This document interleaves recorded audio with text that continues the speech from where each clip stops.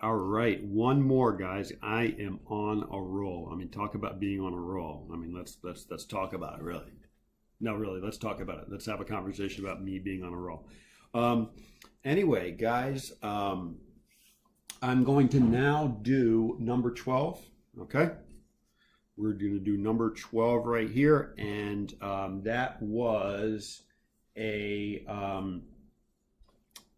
two-sample z-test for P1 minus P2, right? That's a two-sample z-test for P1 minus P2, okay?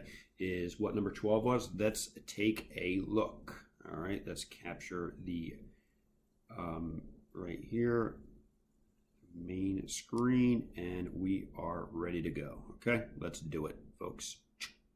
Okay.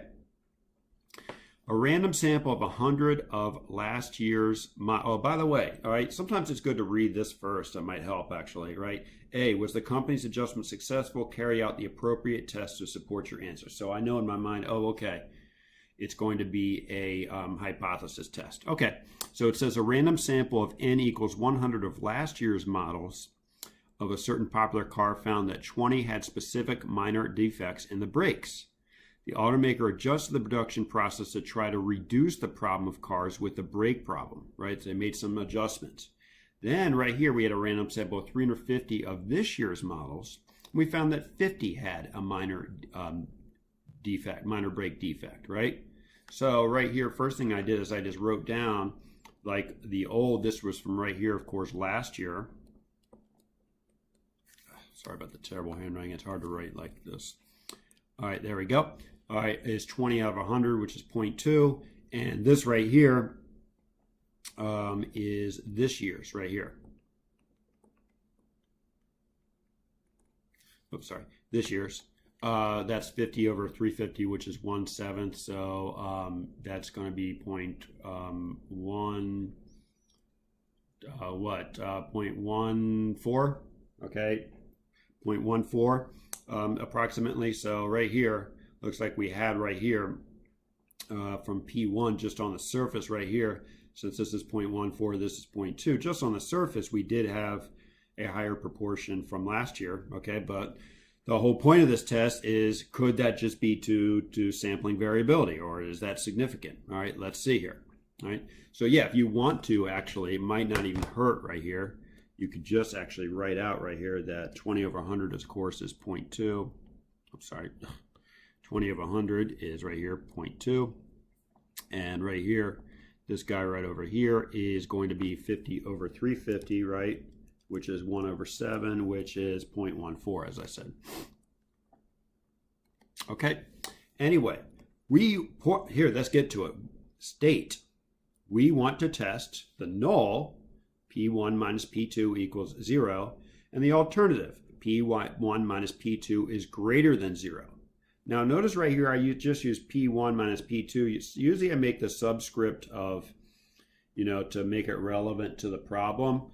I didn't here, no particular reason why, but I could have said like right here, I could have made it like P of L being like L being last year, and the 2 right there could have been P of C, that's like the current year. If you want to, you could have done that. All right, it doesn't really matter, because as long as you define the parameters, that's all that's important, right? But in this case, let's just keep it how I had it. So I had right here what? P1 and P2, right? P1 is last year, P2 is this year. And alternative P1 minus P2 is greater than 0, right? So if P1 is right here, where P1 is the true proportion of cars with brake defect from last year's model, and P2 is the true proportion of cars with a brake defect in this year's model, right here. So what am I trying to say right here, right? If P1 is greater than P2 right here, that means that last year's had a higher, the brakes had a higher proportion of brake defects than this year, right? So I'm trying to show that this year, this adjustment that we made improved. We don't want brake defects, right? We want them to be down. Okay? So all good right there. Plan. Random. Yes, we have independent random samples right here. If you look at the original problem, they were both from last year and this year, they were both independent random samples. 10%. Okay, so in sub 1, last year we had 100 samples right here. 100 is less than 10% of all of last year's model's cars, we assume. And in sub 2 equals 350. That's, of course, less than 10% of all this year's production of this year's model's cars from what we're talking about, right? Okay. Right here is a certain popular car, right? So any popular car is going to have, right, way more than right here. So 350 less than 10%. So of course we're going to assume that these are both true. Okay, large counts. Where did I get these numbers? 20, 80, 50, 300, all greater or equal to 10. Where did I get that? Well, right here, if you made proper notes in the very beginning, there we go. Okay, hey, what do you know? That really helps, comes in handy, right? All right, we have 20. 100 minus 20 is 80, right? We have 50. And 350 minus 50 is going to be 300. So how I came up with that, once again, right here, just to show right here, we have the numerator 20. When we have what's left over, right, 1 minus 20 over 100 is going to be 80 over 100. So 80 over 100 times 100 is just going to be 80. Then we have 50. And then right here, 1 minus 50 over 350 is going to be 300 over 350 times the n value, which is 350. That's just going to be 300. Okay? So that's how I came up with those values. Really easy. Okay? All greater or equal to 10. So right here, 2 sample z-test for P1 minus P2. Make sure you do indeed write that. Okay? You can write at the beginning or at right here towards the end of the plan section. Do. Okay, one thing I didn't write right here, since we used, well, let's do it. We're going to use our calculator. But when we use our calculator right here, we go turn it on. We have right here stat. We go to test right here. So we're, of course, going to be doing a 2 proportion z-test on the calculator. 2 prop z-test, I should say. So this is a 2 prop z-test. All right, there we go. So I'm just going to write down right there, tech 2 prop z-test.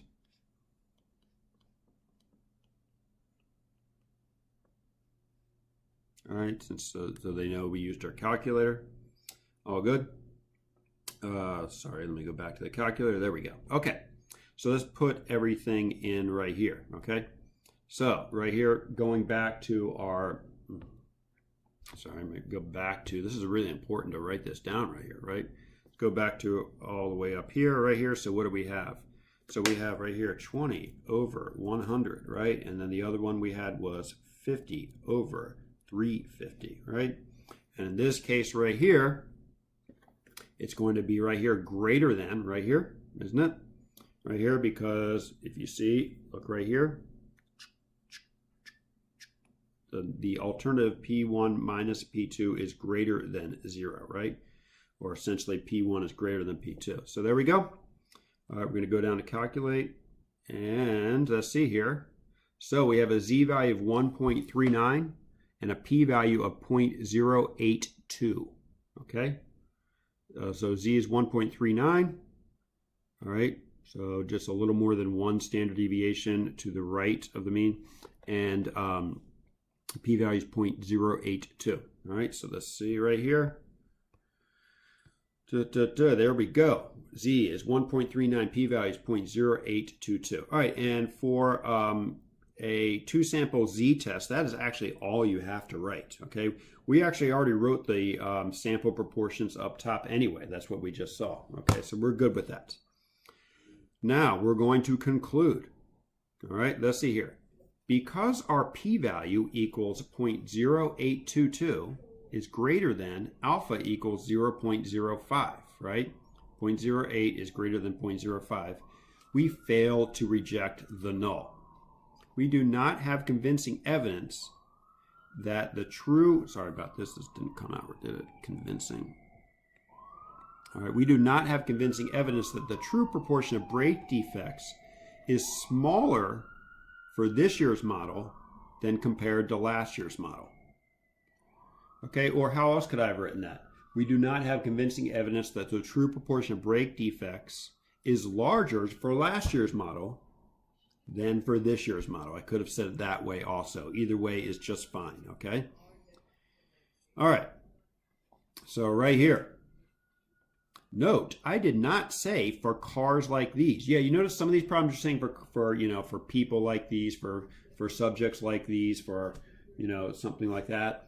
And in this case right here, I did not actually say that. And why is that? Because it was right here. They were both random samples of last year's and this year's cars of a popular model, right? Okay, so maybe I could have said right here, right, for the they did a random sample of the popular model, so I could have said for this popular model of car, I could have said that, something like that, all right? But it was a random sample of the popular model of car.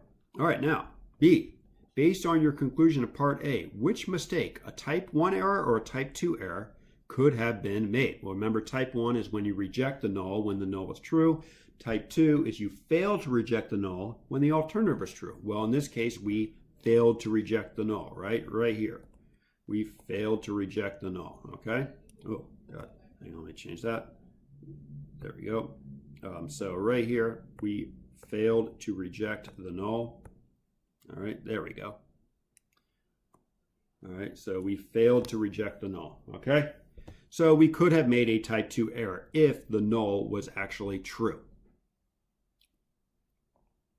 Okay, so right here, I said that wrong actually. Hang on, if the alternative, my fault, okay, that was a mistake right there. If the alternative was true, right? Okay. All right, if the null was true, we did everything okay, right? Because we didn't reject the null. But we could have made a Type 2 error if the alternative was actually true. What's the consequence of this? Well, let's see. The alternative was that last year's production model had a higher rate of brake defects than this year's, right? So right here, if we didn't reject the null, we said that no, they're still the same right here, we actually fixed the problem, right? We're good. That means that right here, the company fixed the problem without realizing it, without advertising it or telling their company that they fixed the problem. So money would then be wasted on improvements for these brakes when it wasn't even necessary, okay? We actually already, right here, we fixed the problem. We made brake defects go down, which is what we're supposed to do. But we didn't realize this, okay? So then we would have just spent even more money trying to go and fix these brake problems. All right, all good? So that is right there, number 12.